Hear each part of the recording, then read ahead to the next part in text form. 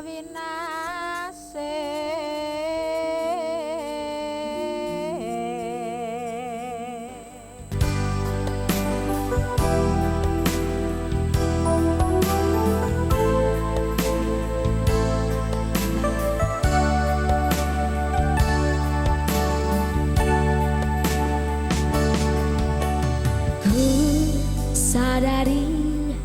akhirnya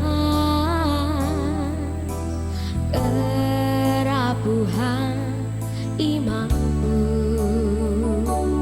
telah membawa jiwa dan ragaku ke dalam dunia yang tak tentu arah.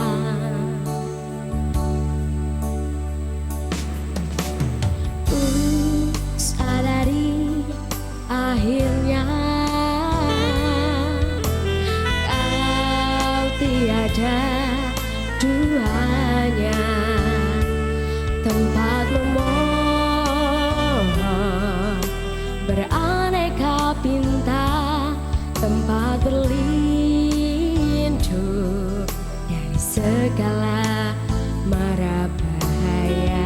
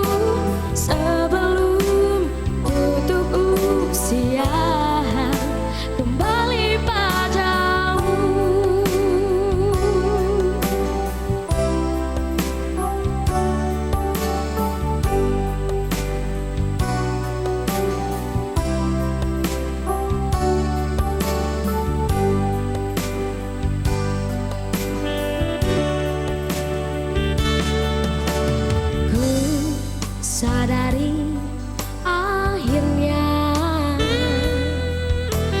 kau tiada duanya, tempat memohon beraneka pinta, tempat berlindung dari segala mara bahaya.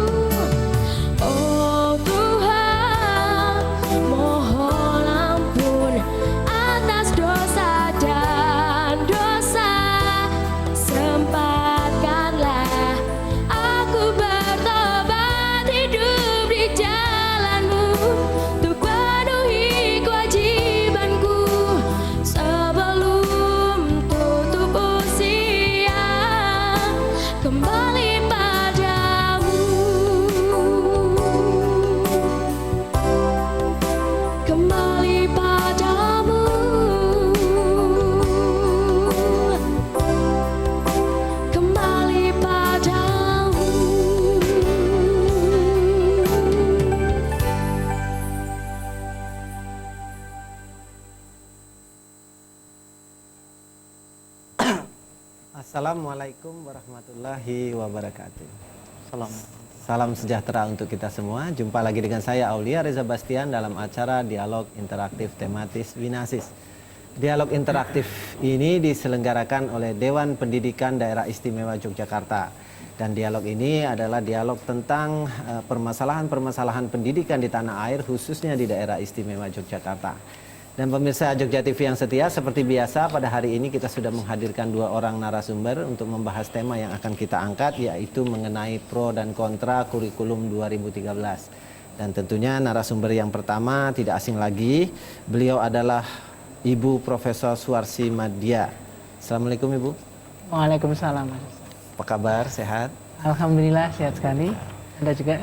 Alhamdulillah Ibu.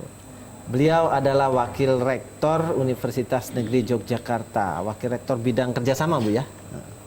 Dan pemirsa, narasumber kita yang kedua, beliau adalah Mas Pivit ya, karena masih muda saya panggil Mas Pivit saja. Mas Pivit Nur Arista Putra.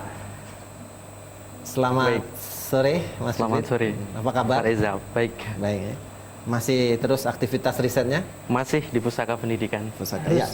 Pemirsa yang setia, Mas Pivit ini adalah aktivis di Pusaka Pendidikan, yaitu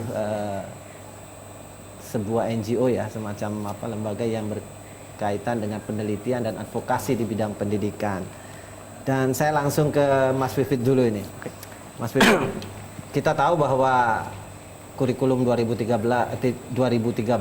akan diterapkan ya mungkin nanti oleh pemerintah, dan tentu hingga hari ini masih banyak pro dan kontra, artinya masih banyak masyarakat lah yang belum paham atau belum mengerti betul kurikulum 2013 seperti apa, sehingga banyak suara-suara yang bernada miring mengatakan bahwa undang-undangnya tidak cocok dan lain sebagainya, itu merupakan istilahnya reaktif saja dari pemerintah dan lain sebagainya. Nah, lembaga Anda yang pernah istilahnya mengkaji tentang keberadaan kurikulum ini, sesungguhnya ada apa nih di kurikulum 2013? Kalau kita mencermati adanya kurikulum 2013 ini kan menurut Menteri Pendidikan dan Kebudayaan, pertama argumentasinya adalah karena perubahan zaman pengetahuan dan teknologi yang sangat cepat. Kemudian yang kedua adalah kita sedang mengalami bonus demografi. Sehingga kemudian kalau tidak dikelola maka kemudian itu akan menjadi beban bagi negara. Oleh sebab itu salah satu organ yang mulai itu adalah pendidikan. Maka kemudian Kemendikbud merancang kurikulum 2013 ini. Kami dari Pusaka Pendidikan, Pusat Kajian dan Advokasi Pendidikan, dari hasil riset kami akan menyampaikan beberapa hal, beberapa poin penting yang krusial yang mungkin masih marak untuk disuarakan oleh masyarakat mengenai kurikulum ini. Pertama, kurikulum ini dasarnya adalah Inpres nomor 1 tahun 2010. Yang kedua adalah Rancangan Pendidikan Jangka Menengah Nasional. Di sana dikatakan dalam prioritas pembangunan pendidikan ada penataan dan penyempurnaan kurikulum. Dari lembaga kami maknai bahwa penataan dan penyempurnaan kurikulum itu adalah penyempurnaan kurikulum 2006. Artinya Kemendikbud tidak membuat kurikulum 2013 yang baru. Itu yang pertama. Kemudian dalam uji publik draft yang dibagikan ke masyarakat, yang disosialisasikan oleh Kemendikbud ke berbagai kampus besar di Indonesia, terakhir adalah diskusi di DPR RI ya. Beliau menyampaikan mengenai dokumen uji publik yang saya peroleh ini November 2012 ya Bu ya. Pertama yang kami kritisi adalah isu yang paling krusial mengenai integratif science atau ilmu pengetahuan alam dan ilmu pengetahuan sosial. Kedua mapel ini akan diintegrasikan ke dalam mapel-mapel yang lain. Jadi kalau nanti kita belajar IPA, nanti kita sekaligus belajar matematika. Bisa jadi seperti itu. Yang kedua, kalau kita nanti adik-adik belajar IPS untuk jenjang sekolah dasar, nanti ia akan belajar di mata pelajaran bahasa Indonesia. Menurut kami, setelah kami membuka Undang-Undang Nomor 20 Tahun 2003 tentang Sistem Pendidikan Nasional, pada pasal 37 dikatakan bahwa setiap jenjang pendidikan dasar dan menengah wajib untuk mengajarkan mata pelajaran IPA dan IPS, poin E dan F. Itu artinya kalau kemudian pemerintah masih bersikukuh untuk kemudian menerapkan hal ini, tentu yang pertama aspek yuridisnya ini bertentangan dengan konstitusi yang mendasar. Yang kedua, kemarin kita berdiskusi dengan PGRI ya. Kebetulan ketuanya adalah Pak Fani, ketua PGRI DIY. Kami berbicara banyak hal mengenai kurikulum ini. dari pihak guru tidak sepenuhnya untuk dilibatkan dalam hal ini. Padahal kalau kita mencermati peraturan pemerintah nomor 78 tahun 2008 tentang guru, di sana dikatakan bahwa guru memiliki kewenangan untuk menentukan kebijakan pendidikan dari mulai satuan pendidikan, kabupaten, kota, provinsi sampai tingkat nasional. Itu artinya guru ini diikutsertakan dalam proses menentukan kebijakan ini. Kenapa demikian? Karena kedepannya akan mengimplementasikan kurikulum ini, ujung tombaknya adalah guru. Sehingga guru yang mengetahui mengenai kondisi lapangan, dinamika siswa, dinamika sekolah, dan perkembangan peserta didik. Sehingga kemudian guru dapat berperan serta untuk menentukan jam pelajaran atau jam ia mengajar. Saya pikir itu yang pertama. Jadi dari sekian alasan-alasan yang sudah dirilis dan penolakan-penolakan juga mungkin dari pengamat atau warga masyarakat kan jelas seperti itu ya. Nah, saya ke Bu Suwarsi. Bu Suwarsi, ya sebelum kita perdebatan mungkin ya, kalau perdebatan hukum juga jadi panjang ya, sebenarnya sesungguhnya apa sih niat dari pihak pemerintah? Ini kan sampai juga ada istilahnya omongan bahwa belum sampai satu dasawarsa kita udah 3 kali berubah kurikulum. Kurikulum KBK, kemudian kurikulum KTSP, dan sekarang kurikulum 2013. Nah, sebenarnya latar belakangnya apa? Ini kok pemerintah begitu kekeh? Sebetulnya saya ingin meluruskan dulu. Selama ini tetap KBK. Jadi dasarnya itu kompetensi, standarnya kompetensi. Jadi jangan dipertentangkan antara KTSP dengan KBK. KTSP itu masalah manajemen. Jadi manajemen kurikulum kalau terpusat, ada KTSP itu desentralistik, seperti sesuai dengan undang-undang. Jadi jangan dipertentangkan itu. Yang sekarang masih tetap standar kompetensi, masih itu dasarnya masih oke. Nah, yang akan berubah mungkin manajemen pembelajarannya, kan gitu. Apa yang saya amati kalau itu bukan hal yang aneh sebenarnya, itu yang baru. Di negara-negara maju itu anak SD kelas 1 tidak duduk manis terus pelajaran sendiri-sendiri, itu sudah nggak ada. Jadi memang kalau tingkat SD itu yang yang dikembangkan misalnya learning skills ya. Jadi supaya tidak sempit itu ya. Nah, jadi ada yang dikhawatirkan nanti terus ngajar apa, nggak ngajar itu. Padahal SD itu kan guru kelas. Guru kelas. Yang ini bandingannya yang saya lihat di Melbourne waktu itu, yang namanya anak kelas SD itu cara mengajarnya lewat cerita ternyata. Cerita gitu ya. Dari cerita itulah diangkat nanti aspek sosialnya, masuk di situ, terus disoalkan ke sana. Tapi entry point-nya itu lewat buku cerita, lewat ini. Nah, ini hal seperti ini ada alasan sendiri, satu perkembangan kognitif gitu. Nah, sekarang yang jadi masalah mungkin hal ini perlu persiapan. Perlu gurunya yang dulunya mengajar bahasa Indonesia ansih itu ya, itu perlu didongkan itu ya. Tapi bahwa bahasa itu sebagai alat itu ya, sehingga kalau yang saya lihat, aku mengamati di New Zealand juga ya, meskipun itu harus disesuaikan ya. Tetapi dia itu pada waktu ngajar, misalnya pengamatan sesuatu pohon itu ya, anak itu isinya sains, Mas. Yang di ngomongkan sains, ada social science, nanti isinya itu sejarah, ada geografi, itu isi dari ini. Nah, gurunya itu membenahi bahasanya. Jadi bahasa yang diajarkan itu bahasa sebagai alat ekspresi, sebagai alat komunikasi gitu loh. Itu yang jadi bahasanya nggak hilang, isanya nggak hilang, tapi ditata sehingga juga imbang, ada sejarahnya, ada ini. Nah, kalau ini bisa dilakukan akan sangat bagus. Yang kedua, kurikulum yang ini maunya ya, itu akan menanamkan cara berpikir yang lebih tinggi. Tidak hanya what, tidak hanya Bapak ingin ngajar saya apa, tetapi saya akan bertanya, mengapa ini penting, Pak? Nah, anak dari awal itu dilatih untuk bertanya, mengapa?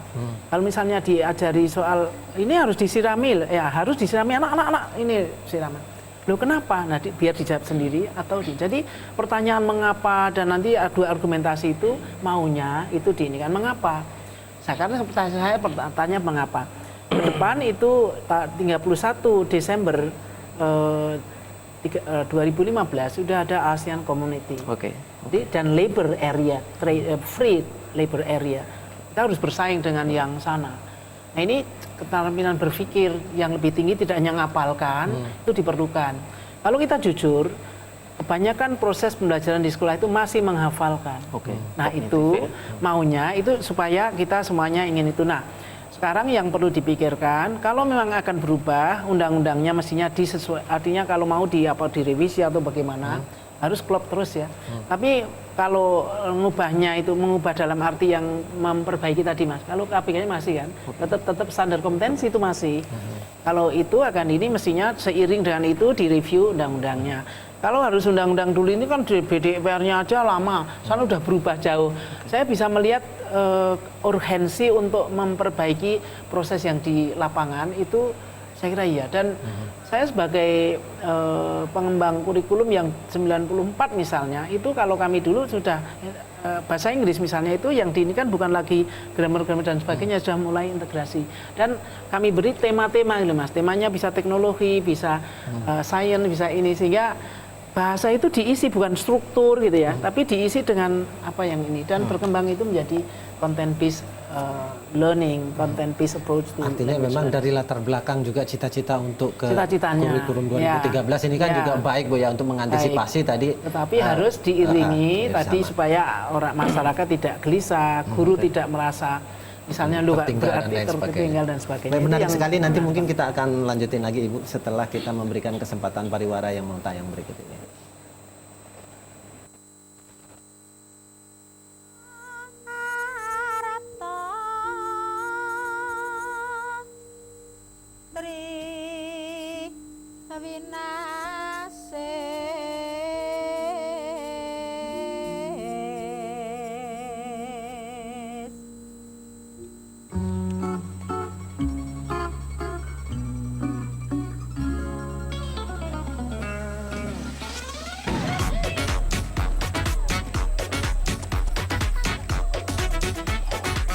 Tak ada lagi rumah indah yang kusam berkat Jotasil dengan Anti-Fade Colors. Bertahan 2 kali lebih lama dari cat eksterior lainnya. Rumah Anda pun bersinar lebih lama. Jotasil Anti-Fade, cat anti pudar. Kami hadir lebih berwarna dengan berbagai program pilihan.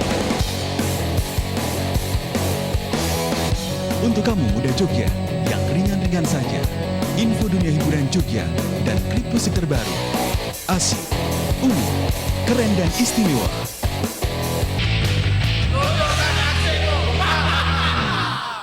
Ragam warna inspirasi, satu Yogyakarta. Hanya di Jogja TV, Color of Jogja.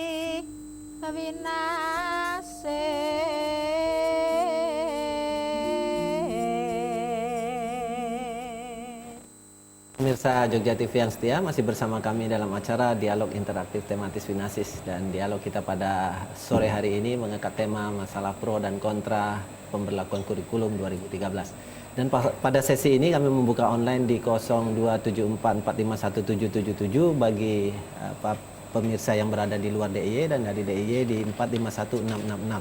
Dan silakan bergabung, mungkin ada pertanyaan, mungkin kritisi dan lain sebagainya. Mumpung yang hadir bersama kita pada sore hari ini adalah narasumber yang sangat kompeten.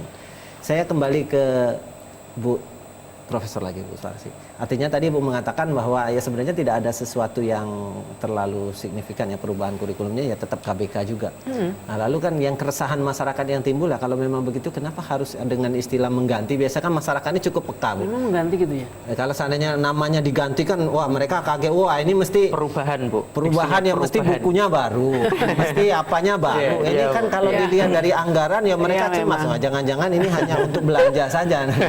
Nah, itu kira-kira. Ini begini, semakin maju teknologi pengetahuan itu semakin cepat perubahan.